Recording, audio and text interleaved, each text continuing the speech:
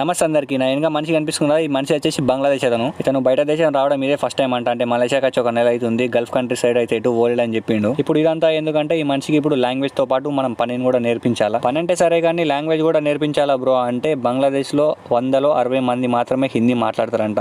ఇప్పుడేమో ఇతనికి హిందీ రాదు, నాకేమో బంగ్లాదేశ్ లోకల్ లాంగ్వేజ్ రాదు.